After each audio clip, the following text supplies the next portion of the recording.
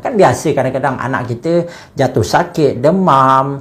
Jadi setengah mak ayah terutamanya yang baru ada anak, yang ada baby, bila anak demam, tak tahu nak buat apa.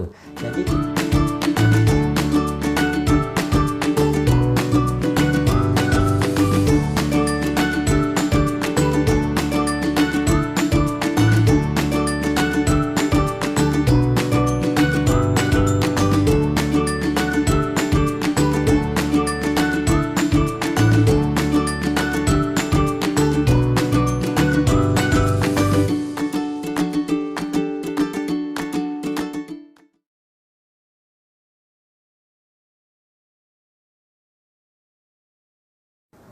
hai, Assalamualaikum warahmatullahi ta'ala wabarakatuh. Saya ucapkan kepada semua mak ayah yang mengikuti Pa and Ma.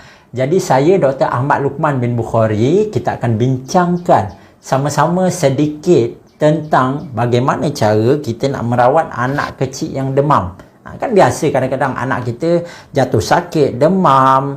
Jadi setengah mak ayah terutamanya yang baru ada anak, yang ada baby, bila anak demam, tak tahu nak buat apa. Jadi kita cuba kongsikan sikit tentang masalah ini. Yang pertama, kita kena tahu bahawa demam itu ianya bukanlah suatu penyakit, tetapi ia lebih kepada signal ataupun tanda-tanda bahawa something wrong mungkin sedang berlaku dalam badan anak.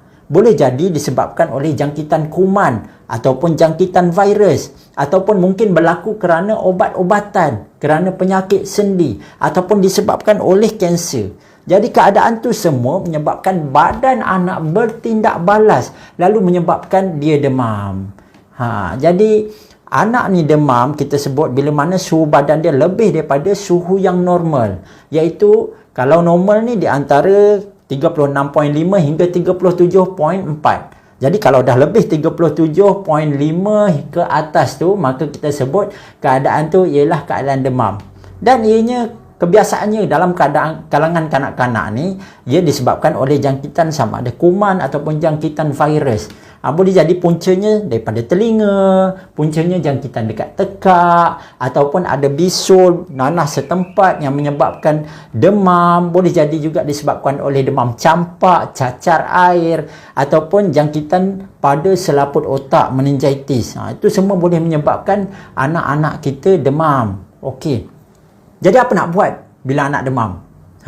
Kita kena tahu nak buat apa, sebab kalau demam yang sangat teruk, yang tak terkawal, yang tidak diberikan rawatan, dia mungkin boleh menjadi jangkitan yang makin teruk, ataupun boleh juga menyebabkan badan kehilangan air yang sangat banyak, menyebabkan anak mengalami keadaan dehydration yang sangat teruk, dan kita tak nak dia jadi macam tu. Jadi yang pertama kita kena buat ialah bagi dia ubat demam.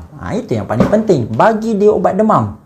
Jadi obat demam ni senang kita nak dapatkan. Secara umumnya obat demam yang namanya paracetamol, PCM, kita boleh dapatkan dekat farmasi, boleh dapatkan dekat klinik ataupun hospital.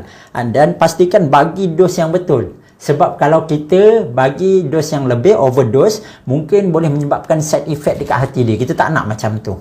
Ataupun kita bagi underdose. Underdose ni maksudnya terkurang, dos dia kurang daripada yang sepatutnya dia dapat.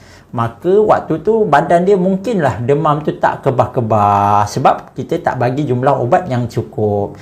Itu yang pertama. Yang kedua, apa yang kita nak kena buat kalau anak demam ialah pastikan dia pakai pakaian yang nipis je. Tak pakai baju pun tak apalah kadang tu. Tapi kalau pakaikan baju, boleh pakaikan yang macam singlet, ada lubang-lubang yang biasa anak-anak kecil pakai tu. Itu pun sudah memadai.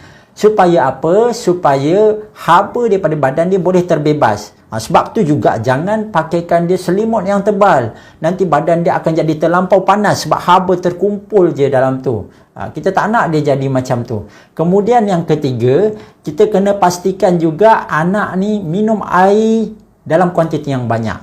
Air tak kisah, janganlah bagi air kosong je. Muaklah budak tu kalau air kosong je. Boleh juga kita bagi air manis, susu ke contoh, jus-jus buah ke contohnya. Ataupun kalau dia minat dengan jenis berkuah, sup-sup ataupun tom yum, bagi supaya badan dia cukup air dan tak berlakulah keadaan dehydration yang teruk tadi. Ataupun bagi anak kita yang masih lagi menyusu, Tak kisahlah menyusu badan ke, tentang baby lah kan, yang masih menyusu lagi, kita bagi susu formula ataupun susu badan, pastikan dia menyusu dengan lebih kerap supaya badan dia tak mengalami keadaan dehydration yang teruk. Kemudian yang seterusnya, kita kena kalau boleh kita jelum badan dia. Jelum maksudnya kita basahkan badan dia.